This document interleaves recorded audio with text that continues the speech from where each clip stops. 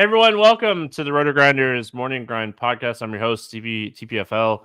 It's Monday. It's July 22nd. It is 2024. We have a 9-game MLB slate to talk about here on this wonderful Monday.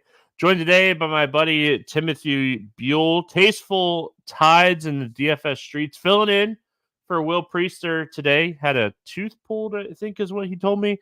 Wow. I think it's just he made too much money in NASCAR today, and he's like, I got to take Monday's podcast off. But Tim, what's happening, my friend?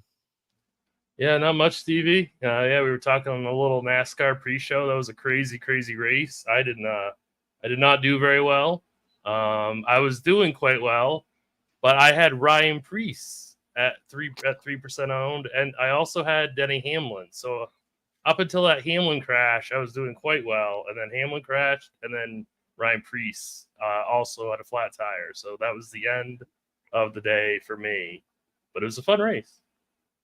Yeah, I had my cash lineup on DraftKings crushed. So that was good.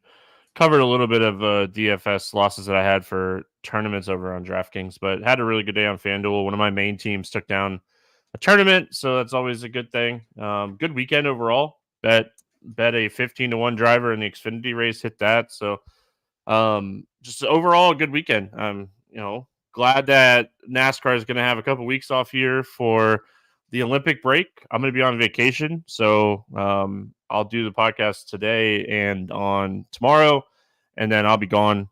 So Keith will be taking over and filling in for me, hosting for the next week and a half. So I'm excited. I need the break. It's been a long NASCAR season so far, and it's just a grind. I never ever going to complain about working in sports and doing what I love, but it's a grind. You got to reset every once in a while. So what's up, chat? Hope everyone's having a great Sunday night over there on YouTube. Let's talk some baseball. 9 games, a lot to talk about. Always a lot to talk about on Mondays. We get started with Cincinnati at Atlanta. Speaking of Atlanta, man, the Atlanta Braves, what a rough go right now. Injuries for the Atlanta Braves. Ozzie Albies now likely going to miss. It sounds like a month to 2 months, if not longer, for Albies. Acuna's out, Strider's out, Fried's hurt. Like, rough go right now for the Atlanta Braves, one of the best teams in baseball. We got Lopez and Green, 8 total. Atlanta 160 favorite. Any interest here in Hunter Green? I think you have to, really. His price is low enough. Like you said, this Braves team is getting a little bit banged up. We know that Hunter Green has perhaps the longest leash in all of baseball. There are strikeouts in this Atlanta lineup, like Kelenic against righties has a 30% K rate. Matt Olson close to a 30% K rate. I don't know who's going to be coming in for Albies, but Albies is a very, very low K rate, so I'm assuming it's going to be like maybe Zach Short. He's an absolute nobody. So, this lineup becomes watered down. There are Ks in it. Hunter Green's got a super long leash, so I do have interest in Green quite a bit on this slate. Yeah, they have a couple options. I think David Fletcher's in their AAA system still, so like they have him. Garcia, who was with the White Sox last year, pretty sure that he's in the system for Atlanta. So they have a few options, but Albie's going to be out. I agree with you. I have a lot of interest in Hunter Green today. Strikeout upside is there. You mentioned Kelenic, Riley, Ozuna, Olson, Laureano when he plays. Rosario has a big strikeout rate. So, like, a lot of injuries. 3 starters that started the season, Harris, Acuna, and now Albies out of this lineup right now. And the lineup is just not as scary as it is. Like, it's still – the top half is still very scary. You still have to get through Austin Riley, Marcell Ozuna, Matt Olson. Like, that's one of the toughest, 3 combo hitters that you face in baseball. But, yeah, I think you have to chase the ceiling with Hunter Green. Like you mentioned, he has the longest leash in baseball. He's averaging over 101 pitches per outing this season. So the strikeout upside is what I'm targeting. $8,200 price tag is phenomenal. So a lot of interest here in Hunter Green. Any interest here in Renato Lopez on the other side? Not really. I mean, it's an okay spot for him. I still think Lopez is kind of overperforming this year. There's a lot of really solid pitchers on the slate, so I do not have a lot of interest in Lopez. Yeah, I like him a little bit. Cincinnati's a team that has a lot of speed. They have a lot of power up towards the top half, but they also have a lot of strikeouts. They don't walk very often. So I honestly, I have a little bit of interest in Renardo. He's another guy that can get you 6 to 8 strikeouts, and I think the Cincinnati team is a good boom bust spot. We have a lot of pitching options on the slate, as we're going to talk about as we're going here, but I think Renardo is someone you could leave in your player pool here overall. Any interest here in the Cincinnati Bats? I think that there's always, I always have some interest in Ellie, but there's always quite the opportunity cost at short. But I mean, I think you could definitely 3-man the Reds here, go with a little Ellie, go with, maybe Jonathan India, a Jake Fraley at 3,500, I think is pretty interesting. I think he's pretty cheap, so he could definitely be a part of that stack. But I don't really have a full interest in the full 5-man of Cincinnati. Yeah, not a full spec spot for me. When Renardo does struggle, it's typically lefties. So like De La Cruz, Candelario would be the two that I'd be looking at here, but they're also expensive. So, and I mean, if Hines is in the lineup, he's like the best hitter in baseball. So you could always take shots on him. All joking aside, going to the Atlanta side here, chat saying, Gergen chat says Nacho Alvarez will get called up. He is the fifth prospect in the Braves organization. He's a shortstop. Good hitter, not a lot of power, but again, another right-handed hitter. So I think that kind of plays to Hunter Green's strengths more than anything else. Any interest in the Atlanta Bats here? I mean, you could always take shots on the power hitters for Atlanta, like Matt Olson, Ozuna, so something like that. But really, no interest in the stack at all. Just would be one-offs here and there, in like a 20 max or 150 max setting. Yeah, I mean, you could always stack against Hunter Green because he does have command issues from time to time. So, like, if you wanted to stack against him, it completely makes sense. He's been pitching really good recently. So I don't think this is a spot that I would necessarily stack, but Atlanta is going to be lower owned in this spot. And I mean, they still have upside. Philadelphia at Minnesota, 136 total in this game, 8 total. Philadelphia 136 favorite. I said it backwards. We got Ranger Suarez and Bailey Ober facing off against each other. Any interest here in Ranger Suarez? I do actually. I prefer him a little bit more than Lopez. It's he has really solid control. He's got over almost a 25% K rate to both sides of the plate. He limits hard contact to both sides of the plate. So I think he's a really solid option against Minnesota. He's very similar. I mean, he's got upside. He's got a good floor. I think he's perfectly viable on the slate. Yeah, I mean, see, I actually prefer Lopez over Suarez, and we're allowed to be different. There's nothing in our show that says we have to agree on everything, but Suarez has been really struggling with command recently. He really hasn't had a good start in almost 2 months. Like May was his last dominant start, and you look at some of the matchups. Like he struggled against Miami, he struggled against Oakland, he struggled against Detroit. So he's just not. The strikeout rate's way down in general for him right now, and he's just not missing bats on either side. Which you really want him to be striking out lefties. He's still generating a massive amount of ground balls. So if BABIP was in his favor in this game and he was able to get some strikeouts and finally not get hit hard, could it work out? And I think the answer is yes. I think this is a spot I'm going to stay away. Minnesota, as much as like we don't want to like fully trust it, like Minnesota's offense has been really solid. They are not like this pushover offense anymore. They do a fantastic job. So I think I'm off of him today. What are we doing with Bailey Ober on the other side of this game?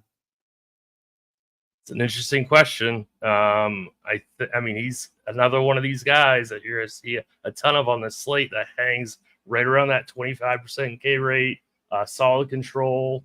Obviously this is a way tougher matchup, and the Phillies are getting healthier. So I'm assuming, we'll see a better lineup than we saw today. I'm leaning the fade side of Ober, but I mean, if people want to get some in a 150 setting, I have no issue. He would not crack a 3 max setting for me. This Phillies team is just too talented. So, but it's close. I mean, I think Ober is priced right where he could potentially have GPP winning upside. Yeah, you look at the stretch that Ober has been on, and you're just like, man, what a fantastic stretch as a pitcher. You get Oakland twice, you get Seattle, you get Detroit, and then you get Chicago White Sox. So, like, his recent stats, phenomenal. Like, over the last month, he has a 33% K rate with an 18% swinging strike rate. A lot of that has to do with opponents. I mean, he is just...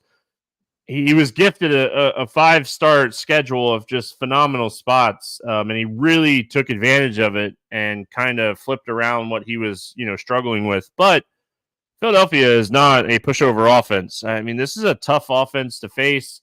We have plenty of pitching today, so I think I'm out on Bailey Ober today, and it's more of just I think some of his stats are inflated because of who he's been facing recently, more than anything else. Philly Bats. Any interest in the Philly Bats here? I mean, I think that you could always play Kyle Schwarber. His price seems to be kind of dropping a little bit. It's down at 5,400. Got the platoon advantage. Always a smash play against a righty. Same thing with Bryce Harper. Maybe not a full stack, but getting to some of these expensive one-offs, I think is fine. Yeah, I mean, I think they are a team. Like, if you're building 20 plus teams, you could stack Philadelphia today. Again, I think Bailey Ober really took advantage of like who he faced recently, but I mean, before that, he was really struggling. And I think the command is a lot easier when you're facing an offense like Oakland and Seattle and Detroit. Like, now you're facing Philadelphia. If you struggle with command against this team, they're going to take you deep. And Philadelphia's on the road, so you're guaranteed the 9th. Like, I really do think Philly has some upside here, so I don't mind full stacking them. Minnesota, I mean, this is a team that's 3rd in WRC plus against left-handed pitching this season. They're a phenomenal offense. It's just Ranger Suarez is one of the worst guys to stack against because he just generates so many ground balls. Do I like the stack? I do a little bit. Do I think the stack's a little bit worse because of like Carlos Correa and Royce Lewis being out? I think yes. That is also the case. So I'm on the fence with Minnesota. They have a lot of good righties against left-handed pitching. So like, I wouldn't sit here and try to talk you off of playing any of these guys. Santana's been awesome. Castro's been awesome. Buxton's been awesome. Jeffers has been awesome. Like, all these guys have been awesome against left-handed pitching. It's just Suarez generates so many ground balls, it's really hard to stack against him. Yeah, like with no Royce Lewis, no Carlos Correa, no Jose Miranda. Like, I agree. Like, some of these righties have been really good. I'm on Suarez in this game. I'm off the Twins. Don't really like them as a stack. So I'm really down on the Twins in this matchup. All right. We got Milwaukee at Chicago taking on the Cubs, 8.5 total. I didn't check the weather or wind, but an 8.5 total definitely suggests it's not going to be a huge thing here. Tobias Myers, I called him Harris last time. Javier Assad. Any interest here in Myers? Yeah, I was on that show with you actually when you did that, and he dominated though. I know. Yeah. So I think, depending on the wind direction at Wrigley, assuming say it's still blowing in, I do have interest at this price with Myers. I almost just said Harris, but anyway. So yeah, yeah. So I do have a little bit of interest just because of that price tag on him, and I think that the Cubs do strike out and they get very, very right-handed heavy. So Myers is going to have the platoon over them. So I actually kind of like Myers, assuming we still get a neutral or good pitching wind at Wrigley. Yeah, I mean, so it looks like obviously it's the night before, but wind shouldn't be a factor. It's like 5 miles an hour. Not looking like it's going to be a factor on the slate. So I don't hate the idea of playing a little bit of Myers. The Cubs, they have a lineup that strikes out a ton. Bush, Suzuki, Happ, Swanson's been striking out a ton this year. PCA has been striking out a ton since he got called up. Morel, like they have, I mean, what? I just named 6 guys with strikeout rates over 25%. So, like, there's strikeout upside facing the Cubs anytime. And he's cheap, 7,200. We like these cheaper pitchers that open up offenses. So, I don't mind him today. Assad, like the facade of playing Assad has started to go away. Dad joke. Listen, like all year, even when he was pitching well, like you knew the numbers kept telling us like it was going to happen. Like this guy wasn't going to keep pitching the way that he was pitching. He wasn't going to keep getting lucky. It finally started to happen. The pitch count's way down because he can't get out of innings. He's giving up a ton of hard contact. He's not missing any bats. Like this is an easy stay away spot for me. I completely agree. The walks are starting to creep up. His swinging straight percentage is getting lower and lower.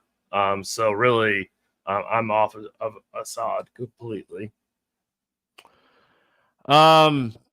Brewers bats. Any interest in the Brewers here? Gotta have some interest in Yelich. Assuming he's back in the lineup. Definitely don't mind. Bryce Terang. I think he's fine. Let's assume. I think Mitchell would probably be in the lineup also. Don't mind him as part of Milwaukee stack. This team is relatively affordable, so I do like Milwaukee quite a bit. Yeah, I mean, Javier Assad, again, a guy that I think is very attackable with both sides of the plate. So Terang, Contreras, Adames, Hoskins, Joey Ortiz, Gary Mitchell, Frelick, like all these guys are in play for me. I have a lot of interest today in Milwaukee. I don't necessarily love the Cubs. I don't think that Myers is like this dominant pitcher. It's just they strike out a ton. I think if you're like home run hunting with like a Michael Bush, an Ian Happ, Christopher Morel, I would home run hunt here if I was going to do anything with the Cubs. Yeah, I don't have a lot of interest in Cubs. They just strike out too much for me. I agree. If I had to choose one, I'd go Bush or Happ, I guess. Chicago White Sox at Texas Rangers, 8 total. Texas a 162 favorite. We got Eric Fetty against Michael Lorenzen. Any interest here in Eric Fetty? Absolutely not. Yeah, I'm with you on this one. I mean, credit where credit's due. Eric Fetty was awful. He went over and pitched overseas.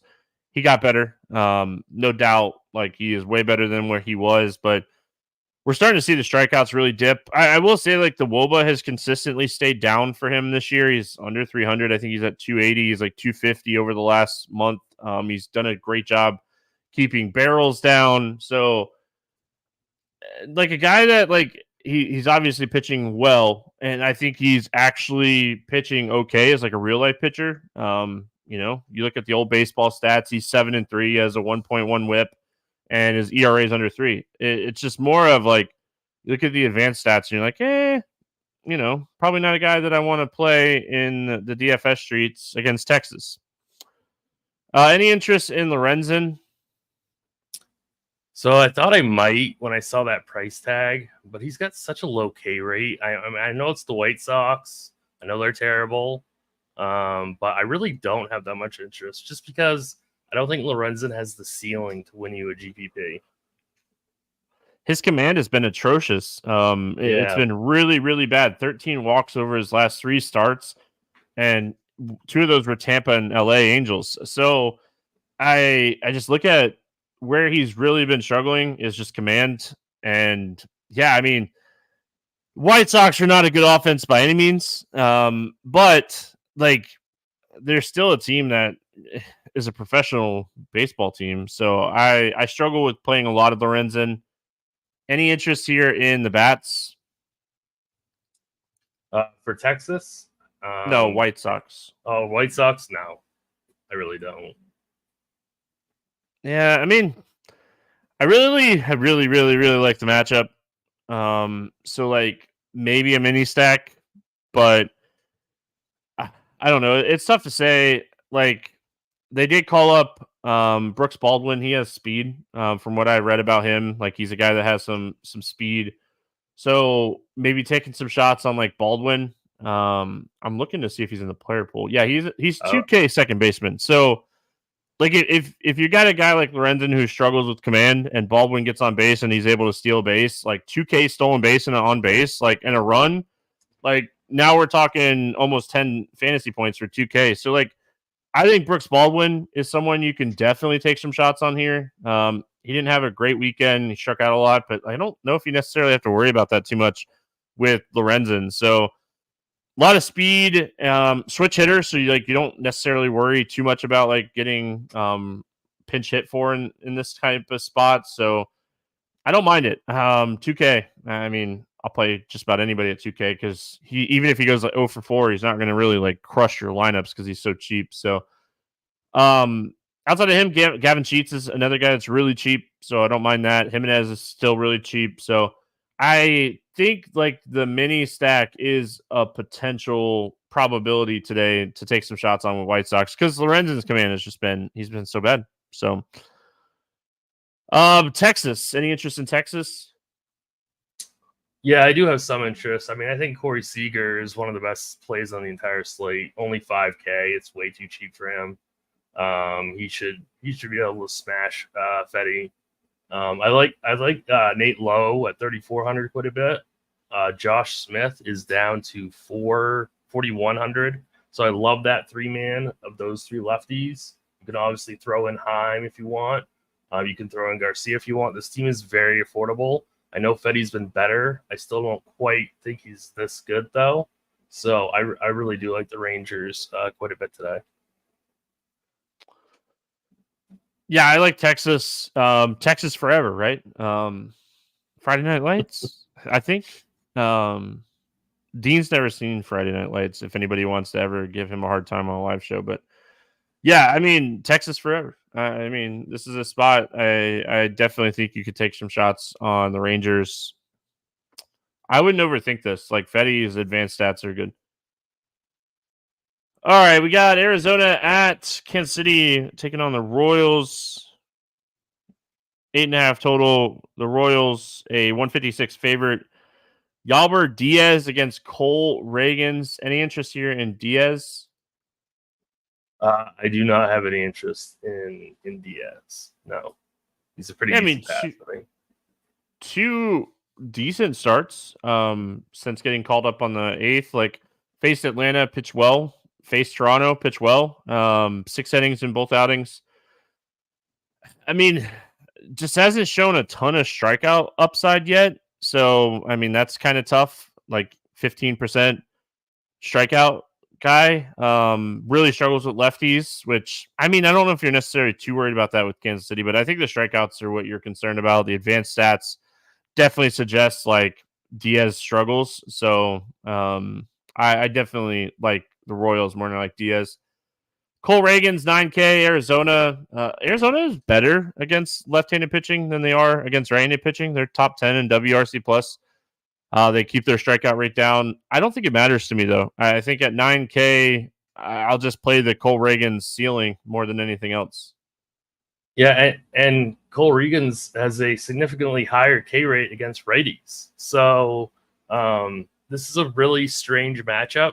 One that I'm going to be thinking quite hard about on this slate because Diamondbacks don't strike out, but this is Cole Reagans. and he's got a 30% K rate. So this is a really, really kind of tough thing, because if his ownership gets really, really steamed, I might take the fade. If he's not going to be super, super popular, I'm definitely going to roster him in single entry and 3 max. Okay, so I'll give Dean credit. I knew it was something with Friday Night Lights from like past shows or something about talking about it. He said he hasn't watched the last 2 episodes, which again is silly. Like, why watch, what is it, 5 seasons of Friday Night Lights? I'm pretty sure it's 5 seasons. And not watch the last 2 episodes. Like, what's the point of that, man? Just that's pretty weak, Dean. That's pretty weak. Dean's TV watching. I could do a whole show on that. Any interest here in the Arizona Bats? No, I really don't. Yeah, I mean, if you're not playing Reagans, like if you're mass multi entering, Ketel Marte has been one of the best hitters in baseball against left-handed pitching this season. You can make a little mini stack here with Marte, Gurriel, Walker, Grichuk, like any of those 3 guys. But you know the downside when you're facing a guy like Cole Reagans, but there is upside. I mean, these guys have been really, really good against left-handed pitching this year. The Royals side, I kind of like Kansas City today. I mean, I really like Vinny Pasquantino, but I mean, Bobby Witt, Salvador Perez, Hunter Renfroe. I don't know how much Adam Frazier I would play, but like, who's the second baseman we just talked about? Baldwin, right? Minimum salary. Baldwin, yeah, give me that guy over Frazier. Oh, Frazier's an outfielder now, right? But it doesn't matter. So he's got third base. Oh yeah, you play him at third base. Yeah, that's silly. I wouldn't do that. What are your thoughts on the Royals? I do like the Royals quite a bit. They're really quite similar to the Rangers for me. I mean, obviously love Bobby Witt. I prefer Seager points per dollar though. So love Vinny P. Love Sal Perez in the spot. I'm with you though. Like, I wouldn't play Adam Frazier. I just think he has no power upside. I love Hunter Renfroe, 3,500. So really, really cheap outfield spot there. I'm assuming Michael Massey will be back in the lineup, so definitely add him to your stack. So like Royals to me, I think outside of the Coors game is a really good pivot away from Coors. Yeah, Adam Frazier already hit his home run for the month, so you don't have to worry about it. Right. All right, moving on. We got Boston at Colorado. Coors game. Houck against Gomber, 10.5. Boston, a huge 190 favorite. Any interest here in Tanner Houck?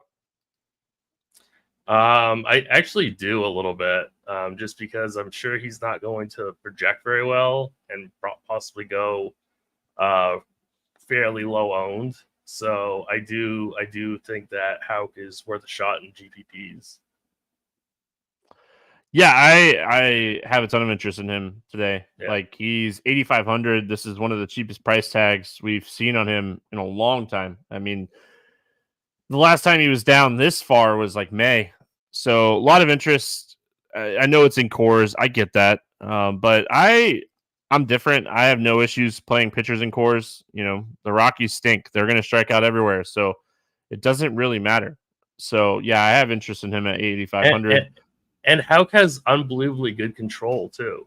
So even if his strikeouts are suppressed by Coors, he's still going to get, good control from him. Yeah. Listen, I talk about this all the time. I know it's like a broken record now. It's downward movement more than side to side. Yes, side to side is affected, but downward movement. He does throw like a sinker splitter combo, which is definitely going to be affected by altitude. So you're worried more about that than anything else. I'm not worried about his command. I'm not worried about the Rockies hitting him hard. I'm worried about 2 of his 3 pitches that he throws not performing as well. And like his other pitch is a slider. So it's altitude. It's definitely going to matter, but the Rockies are so bad that at this price point, I can't. Any interest in Gomber on the other side? Absolutely not. No. Yeah, I mean, the Boston side, obviously, they're going to be popular. They are a lot better against right-handed pitching than they are against left-handed pitching. I might take the underweight approach on the Red Sox today. Yep. What are your thoughts? Yeah, on I mean that's definitely a viable strategy. I don't really have an issue with that. They are quite bad against lefties. I think it's I think Jamie Westbrook is pretty cheap. So he's 3K, he's second base. So like both he and Baldwin are good second base values. But he's going to be very, very popular. So I don't mind getting underweight. I never mind getting underweight cores. Obviously, Tyler O'Neill is going to be a terrifying fade, but he's super expensive. He's 5,700. So I can see them failing quite easily. It's tough, but there's such cheap pitchers on the slate. They're so easy to get to. So, and there's other cheap value on the slate also. So, yeah, it's tough. I mean, I play mostly cash and single entry, so I'm definitely going to have probably like 3 or 4 Red Sox on my cash team, but I can definitely see fading them in single entry. Yeah. Listen, it's not a great pitcher. Tyler O'Neill is one of the top hitters on the slate. Jamie Westbrook has been awesome since he got called up. Ref Snyder's banged up, so that is one of the right-handed batters. But I mean, overall, I don't mind the Red Sox. It's just they have a lot more power against left-handed pitching or right-handed pitching. And it's ownership. I mean, that's also. I mean, they're going to be very, very highly owned. Rockies. What are your thoughts here on the Rockies? I have no interest in the Rockies. If they beat me, they beat me. Yeah, that's kind of how I feel. I think I'm on the same page. Houston at Oakland, 8 total. Spencer Urquidy against Hogan Harris. The Astros are 152 favorite. Any interest here in Urquidy? I do definitely have interest in him. Oakland's a funny team. There's tons of strikeouts in that lineup and tons of power. But at 7,800 in Oakland, I'm willing to take lots of shots on Urquidy. So he's definitely could be my single entry team on Monday. I think you could also stack against him. So, but I think he's in a really good spot, and I'm expecting and hoping that he's not super, super chalky. I think he's going to be popular on this slate for sure. One of the reasons that I had interest in Myers when we were talking about him is because I think he's a really good tournament pivot. But overall, I feel like this is definitely a spot you could take some shots on Urquidy. Hogan Harris, I mean, probably one of the easiest fades on the slate. I know the Houston lineup's not the same right now, but there's no chance I'm playing this guy against this team. No, there's absolutely no reason to take a shot like that. What are your thoughts here on the Houston bets? Yeah, I mean, it's definitely like Alex Bregman, I guess. I mean, you could always play Jordan. I would assume that Myers will be in the lineup at only 3,200, so I think that's really good value. If McCormick's in the lineup at 2,700, that's really a good salary saver also. So I think you can get to some of these cheaper Astros, but it's a horrible ballpark. So I don't want to get too crazy with it. Yeah, I have no issues full stacking Houston. I know, like you said, the ballpark is definitely concerning, but I don't care. I don't care. Like he's just so bad that this team just has so much upside. Jake Myers has been great against lefties this year. Pena, Altuve throughout his career, Bregman throughout his career. Yordan Alvarez has power lefty. So a lot of interest today in Houston for me. Any interest in the Oakland bats? If you're playing multiple teams and Aaron Getty's going to be popular, I really don't have a problem with people like getting some, Oakland exposure in their portfolio, just because they've shown such upside at really, really affordable prices outside of Rooker. So, really don't have a problem with them in a 150 setting. like Langoliers, Rooker, Butler, all over 200 ISOs against righties. So I don't really mind getting to them in some capacity. I just hope everyone listened to me on Friday. I loved Oakland on Friday, and I hope everyone listened. They crushed the ball on Friday. I forget who they were facing. Canning. Yeah, 13 runs or something like that, right? Yeah. So hopefully everyone listened. But And I love playing Oakland. They put up 18 a few days before that too. 18 runs because I stacked them. Yeah, So, I love playing Oakland. Roker, Blade, Butler, Langoliers, Bangoliers. Absolutely love Oakland overall. As a team, I love stacking against Arrighetti. I love it even more if he's going to be chalky. Right. Like Oakland is definitely going to be in my player pool today if Arrighetti is chalky. It'd be an ownership thing. But like I said, I mean, like Roker 250 ISO, 401 WOBA, Butler over 200 ISO, like Lear's over 240. Like this is not a lineup like you don't stack them all the time because they strike out a ton and they're in a terrible ballpark. But man, Oakland is not a bad offense. They just get a bad rep because they're Oakland. You should really be getting lots of both sides of this matchup, in my opinion. Yeah. LA at Seattle, 7.5 total. Seattle, a 162 favorite. Tyler Anderson, Bryce Miller. Do you know people are going to go to this baseball game and be excited to go to this baseball game? And it's Tyler Anderson against Bryce Miller with two of the worst offenses in baseball. Man, that's a tough one. I'd go for what it's worth. I would go to any baseball game. Me too. Any interest here in Tyler Anderson? Not really.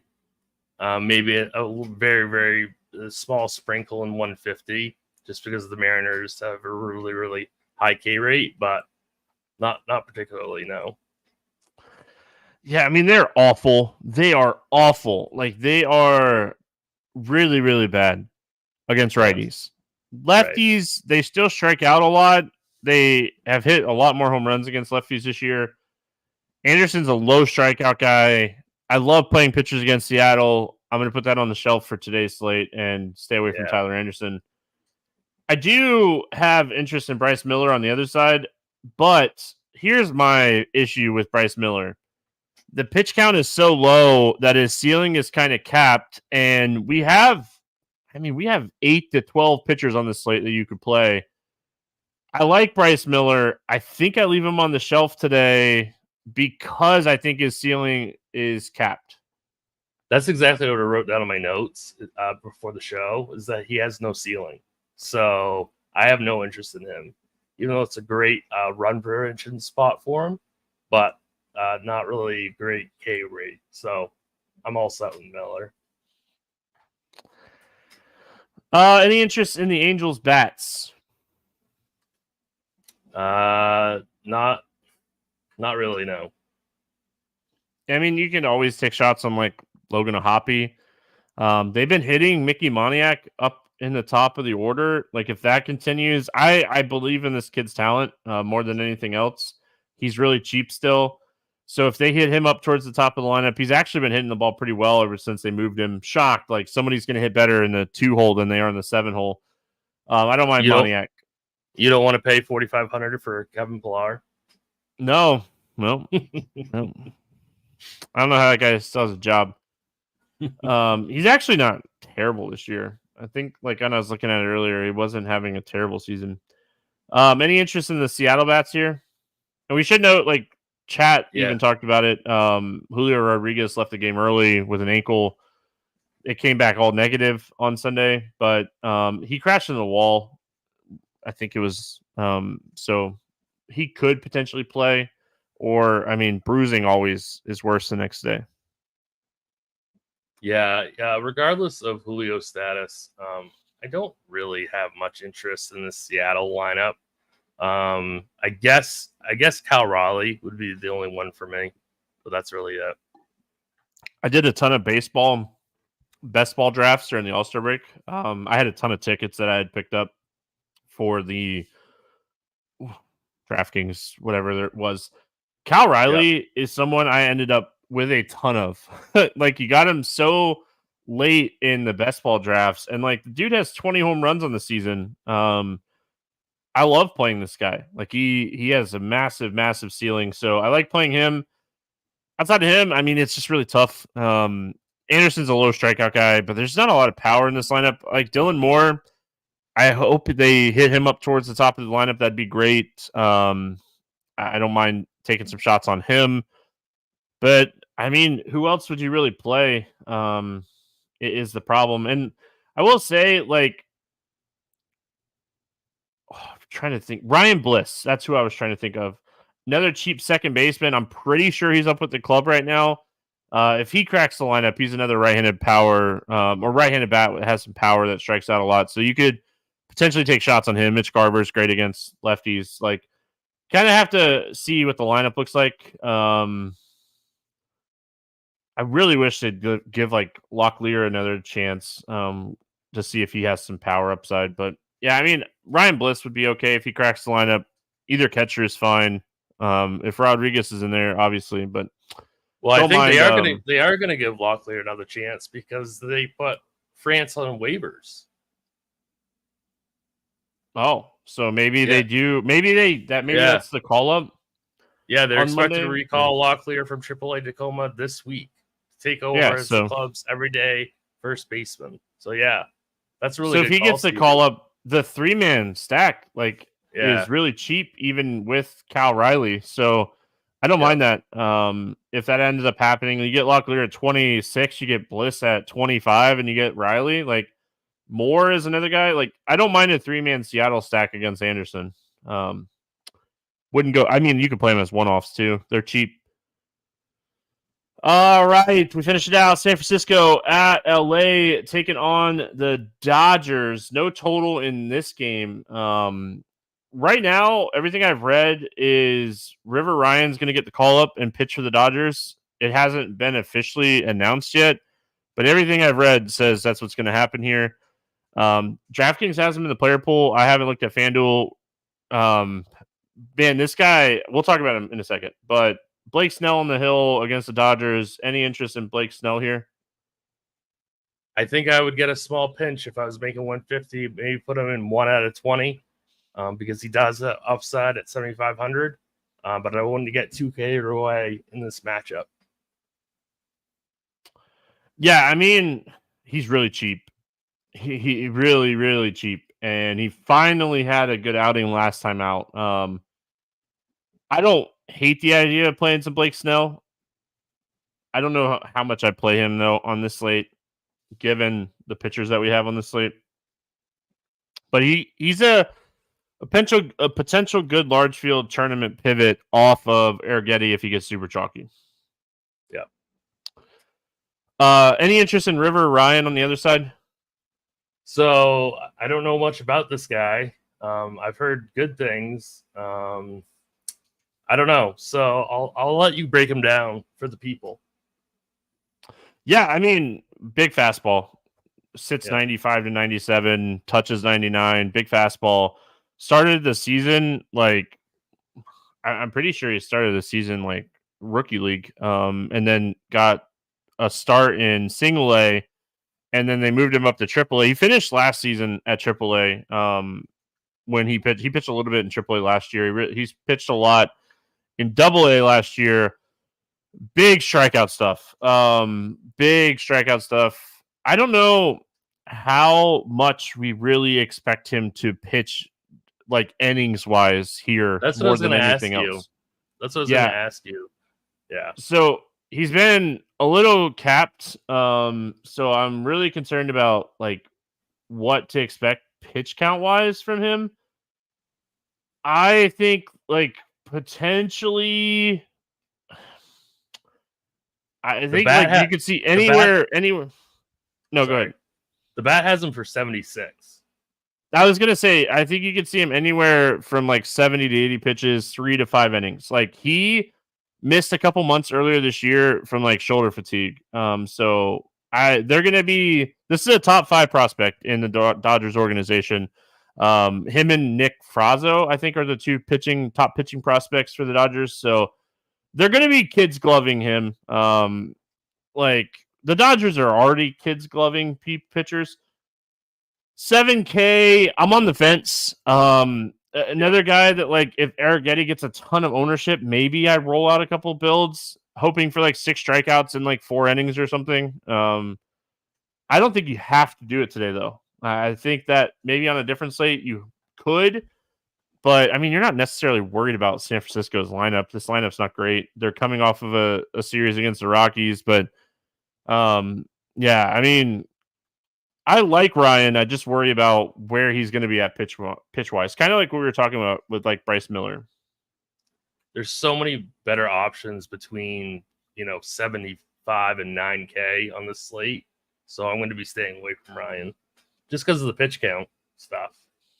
Yeah. Any interest in the Giants bats? Not particularly. I mean, I know we're going against debut here. Maybe get to some like Lamont Wade, perhaps. But maybe some Bailey at 3,800. That's intriguing, but not really. Yeah, I don't really have a ton of interest. I think the Dodgers are a full stack or fade spot. I think like if you're gonna attack Snell, you full stack them. I don't think you're gonna one-off hitters here, especially like Ohtani and Will Smith's like price tags. Teoscar is expensive. Like, I think if you're playing the Dodgers, you're stacking them.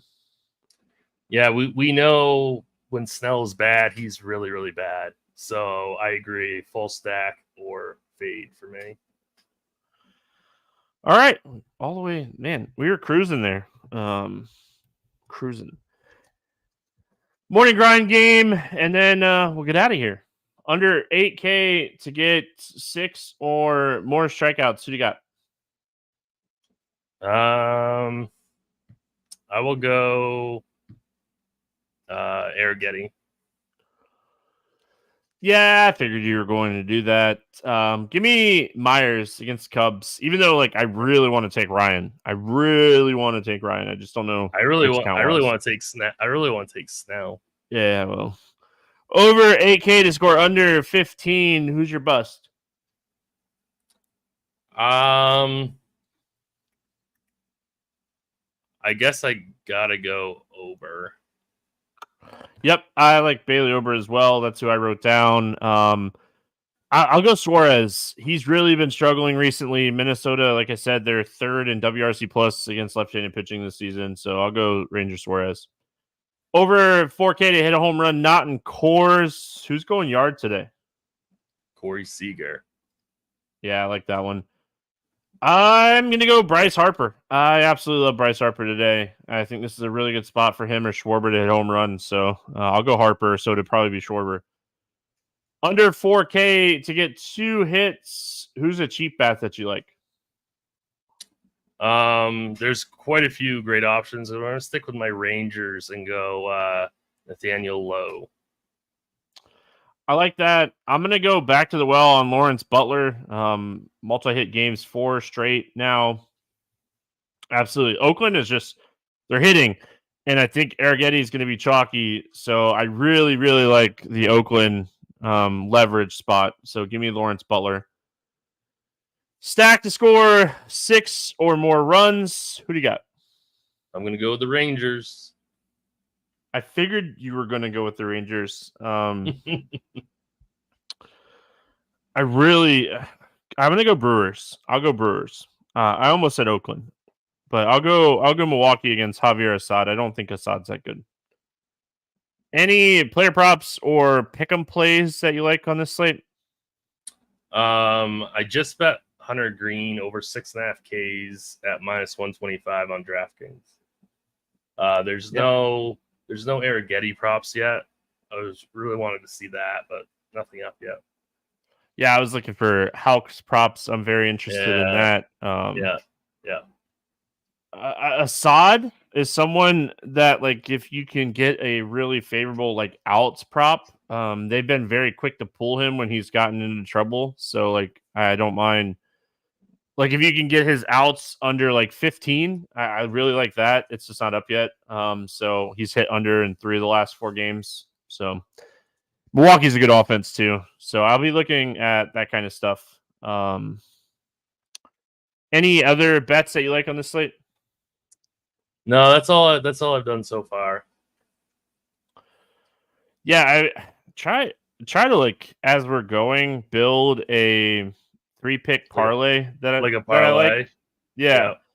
And I was struggling today to do that. Like instead of a 3-pick parlay, or actually, I'll go Texas money line, Kansas City money line, and I'm